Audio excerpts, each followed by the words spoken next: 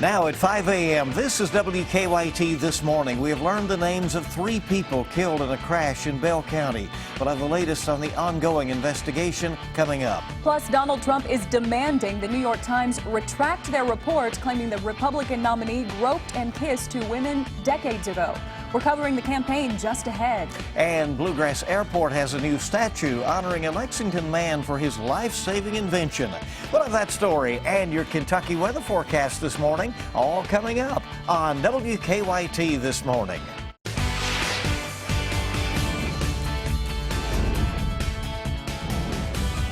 This is WKYT This Morning. Kentucky mornings start here on WKYT. Good morning to you. It's great to see you. I'm Andrea Walker. I'm Bill Bryant, and it is Thursday, October 13th. We're going to make it a great day today. We have a cold front that is here now, so it's starting to change things a little bit for us out there. Meteorologist Micah Harris is on duty. Good morning. Hey, good morning, guys. Yeah, we got a little rain outside. We got a bolt to the north, have a void spot there in the central zones, and then you work your way southbound.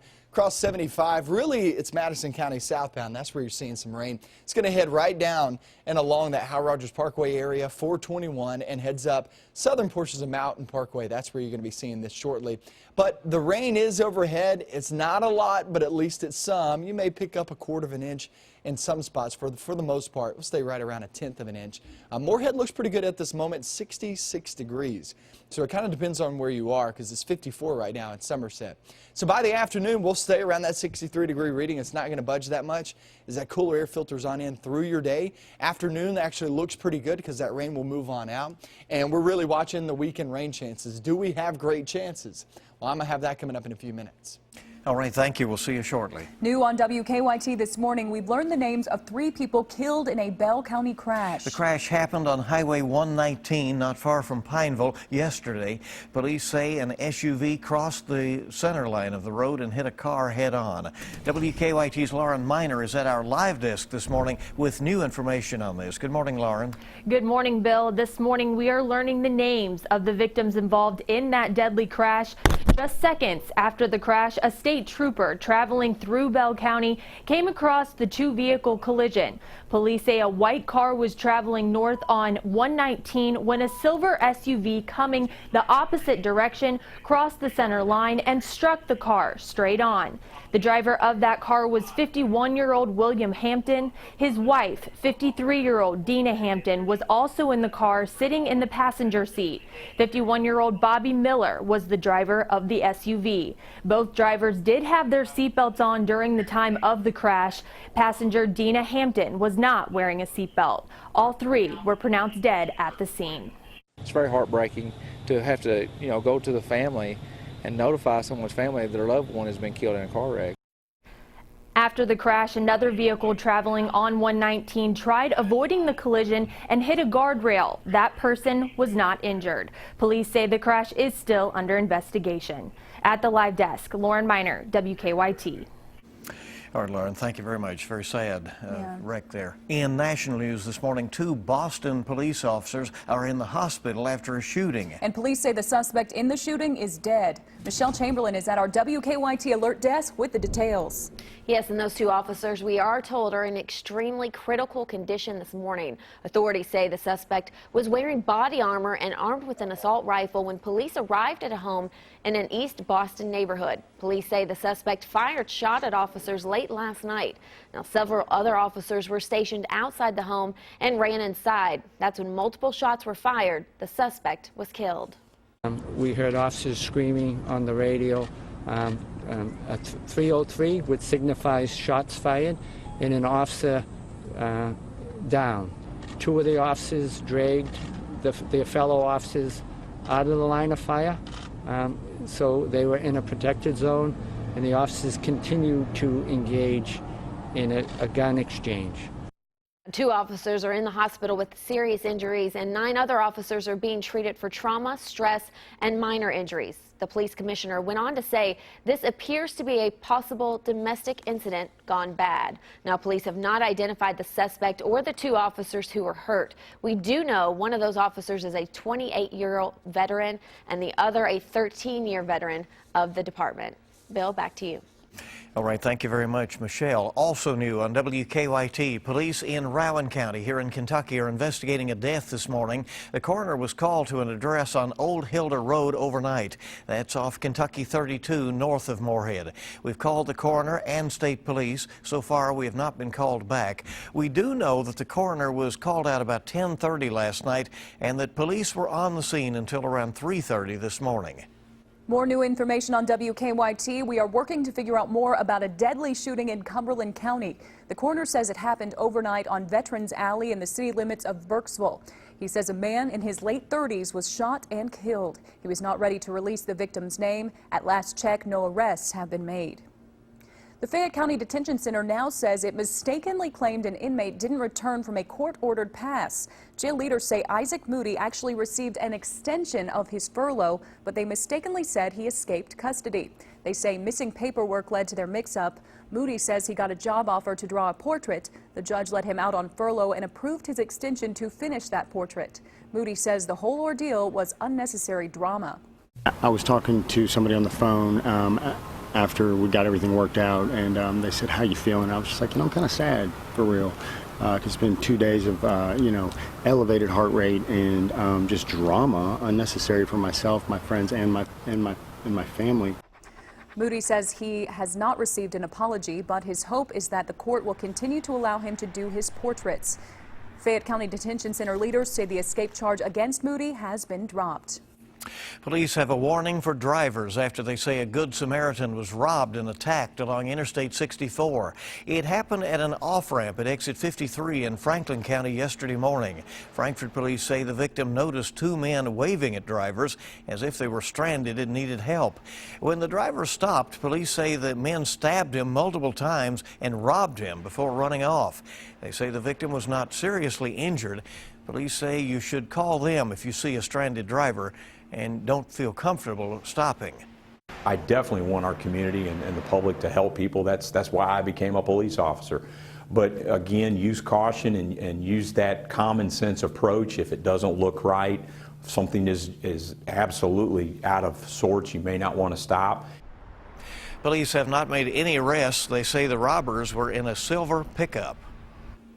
New on WKYT this morning, more women continue to come forward accusing Donald Trump of inappropriate behavior dating back decades. The development comes as an average of polls nationwide shows Trump trailing rival Hillary Clinton by 6 points, with the election now less than a month away. Brian Webb has the latest on Campaign 2016.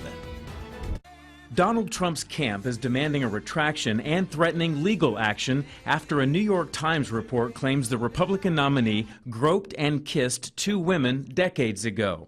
In it, Rachel Crooks, then a 22-year-old receptionist for a company located in Trump Tower, claims the billionaire kissed her on the cheeks and mouth after she introduced herself to him for the first time. Jessica Leeds says Trump touched her under her skirt as she sat next to him on a flight 30 years ago. He was like an octopus. It was like he had 6 arms. He was all over the place. Reports of forcible touching and kissing at the hands of Trump emerged in 2 other publications yesterday, including People magazine. More troubling still, this 1992 Entertainment Tonight video in which Trump could allegedly be heard making questionable comments about a young girl. You're going up the escalator? I'm going to be dating her in 10 years. Can you believe it? Many Republican lawmakers and Trump's running mate Mike Pence are sticking by the Republican nominee. Now's the time to stay the course. Hillary Clinton's campaign seized on the New York Times report. You know, this latest incident about, how he treats women, he's doubled down. He doubled down on his excuse that it's just locker room talk. Yesterday, WikiLeaks posted more emails it says came from the hacked account of Clinton campaign chairman John Podesta. The Clinton campaign maintains Russia instigated the hack to benefit Trump. Brian Webb for CBS News. Well, Bluegrass Airport has unveiled a bronze sculpture of a Lexington man who invented the backpack parachute. Captain Solomon Lee Van Meter's invention in 1916 would later help pilots during times of war. While the parachute was around before Van Meter, he's credited with changing the device to pilots so they could easily maneuver away from their planes in case they had to eject. It's just a great honor for him. It's a great honor for our family, but it's really to him because he did the work that has probably saved millions of lives over the last, I guess, 100 years. Amanda Matthews designed this sculpture. It will be on temporary display at the airport lobby. All right, a little piece of history for I people know. to learn I did as not well know there. that. WKYT this morning just getting started. 5:10 is our time here on your Thursday. Still ahead, an electric car maker wants to add solar power to their lineup. That story coming up in about 10 minutes. And a new grim safety program in Pennsylvania has people staring death in the face. We'll have that story right after Micah's forecast. We actually have some rain outside early this morning, rolling across the region, moving eastbound. We'll talk about how much you can expect and how long it's going to stick around. That's coming up next. Now, your zone-by-zone forecast with meteorologist Micah Harris.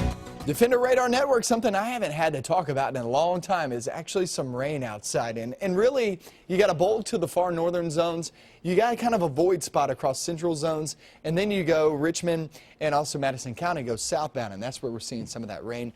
There's your look right now rolling through London, Manchester rather. You're going to be next in line. Across 421. Rolling down the Hal Rogers Parkway, Corbin getting in on the mix here very shortly, I'd say in the next minute if you're not already seeing it. And that goes for Williamsburg too. Some pretty good downpours out of that. Barberville going to be next, and then you work your way northbound. Boonville, Beattyville, coming out of Madison County. That's where you're going to be seeing some of that, and also Irvin. So, yeah, there is some good rain out of this, but remember, you're not going to get very heavy rain in terms of adding up there in the rainfall gauge. But, yeah, some heavy downpours are possible. As you roll across 75, anywhere from Madison County southbound, it's going to be a wet go at it. You can see it there on the London cam at 58 degrees. Where you're not seeing rain, go into Frankfort, go into Lexington, go into Moorhead. And we're in the mid-60s. Put it this way, okay? This morning at 66 degrees, that may be our high today, because it looks like we're going to be later on right around 63. So there will be some spots actually cooler later on today than where we are this morning. We get in towards your afternoon, it looks like that rain will fade away, so afternoon actually looks mainly dry. And then let's talk about your keeneland forecast. If you're heading out today, remember today it's mainly dry in the afternoon. Much of the rain chances will be during the morning hours. So later on today it's just going to be much cooler. Then we hit Friday, extremely nice conditions, 67. It's going to be like last Saturday, if you remember last Saturday, which was fantastic. Saturday and Sunday look good, but we can't rule out a small chance of rain there on Saturday. For the most part, we do stay dry all the way through the rest of your work week and weekend there for Keeneland. So there is your look off towards your weekend. A lot of big activities, a lot of big events going on. And with those events, you just got to know that you could have a stray shower. It's possible. Don't forget the corn mazes and haunted houses. Those will be great to go through on Friday night and Saturday night, as most of us during that time should be dry. So some pretty good weather there for all of our activities and festivals. There are just small chances of rain here and there. None of that's going to wash you out. All right, lots going on and for folks to enjoy. Thank you, Micah. 5:16 our time, and look out where you're going, because if you don't, you could wind up meeting the Grim Reaper. And they mean that literally. In Pittsburgh, Yeah. Pennsylvania, they are sending out a person in a Grim Reaper costume to warn people about walking with their heads down, always on those cell phones. It is all part of a new pedestrian safety program. The program aims to make sure people look where they're going so they don't get hit by a car. And, of course, they're going to have a little fun about the whole thing as well. So that is such a good idea, because, you know, people nowadays, they don't look where they're going, running You into got it. poles. Right. Well, I've literally seen this happen. Someone run straight into a pole because they were on their cell phone. You know? Yeah. Come Well, it's a serious way to, maybe a fun way to get a serious message across. There you go. There he is speaking through a cone. So, so it can There really be you heard. go. Good to have you along on WKYT this morning. It is coming up on 5:17 on your Thursday. And when we come back, we'll take a look at your money. Good morning. Time to rise and shine, and we're glad you're with us here Thursday on WKYT at 5:20. A major tool company is spending nearly $2 billion on a new acquisition. And Wallet Hub takes a look at America's greenest cities. Marley Hall has the latest on your money. The proposed merger between electric car company Tesla and solar panel company SolarCity will be put to a vote next month. But some shareholders are against the plan, saying it would be a conflict of interest because Tesla CEO Elon Musk is also the chairman of SolarCity. The deal is worth $2 billion. Stocks tried to rally before Wednesday's closing bell. The Dow picked up 15 points. The Nasdaq slid 7 points. Stanley Black & Decker is buying Newell Brands' tools division for nearly $2 billion. It's the tool company's first major acquisition since 2013. The deal is expected to be complete in the first half of next year. Wallet Hub compiled a list of America's greenest cities. The ranking is based on several key green indicators, including greenhouse gas emissions per capita and the number of smart energy initiatives. At the top of the list, San Francisco, followed by Honolulu, and rounding out the top 3 greenest cities in the U.S., San Jose, California. That's your Money Watch. For more, log on to cbsmoneywatch.com. In New York, I'm Marley Hall. One major online retailer is expanding its services out into the real world. Amazon says it is planning to open brick-and-mortar convenience stores that offer fresh food. Customers who are Prime members will have the option to buy goods for later delivery. The company also plans to open sites for curbside pickup. It comes as traditional retailers like Walmart are expanding their online grocery services. So there you go. Interesting. That surprised me. When I think of Amazon, I don't think of food, you know? I just don't.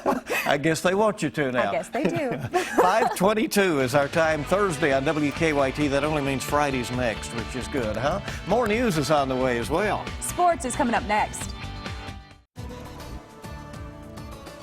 We have a little weather outside early this morning. We even have now a strike of lightning down in southern portions of Estill County. So just to the south of Irvin, you may be hearing it there at Irvin, and that's flying toward the east. There's not much to go with this, but you could get some heavy downpours here and there. And if you do, I'm a little bit jealous of you. I'm not going to lie, because I would love some rain over my yard. 58 degrees right now in London. It's a wet go at it down in Laurel County. Keep that in mind. And then we head towards your afternoon. Afternoon, it actually works its way on out. We'll go over that forecast coming up. First, let's check out sports, see what's going on.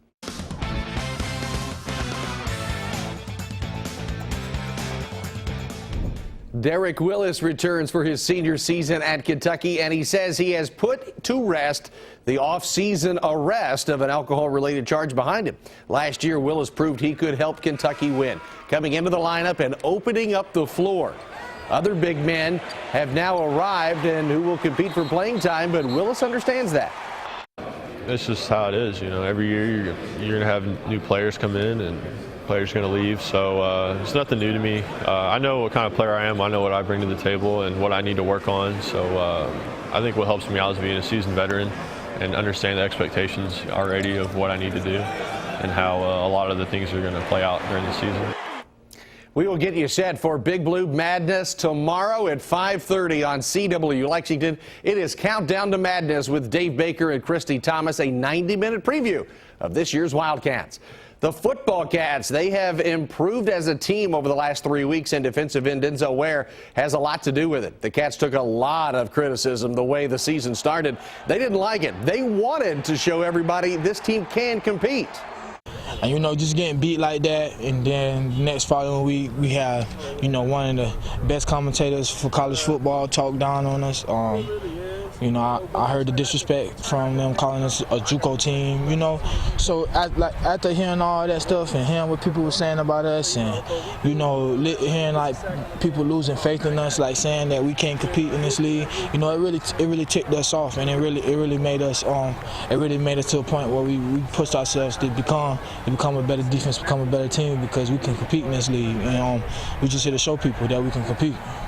And they certainly have responded since that Florida meltdown. That's a look at sports. Have a great day.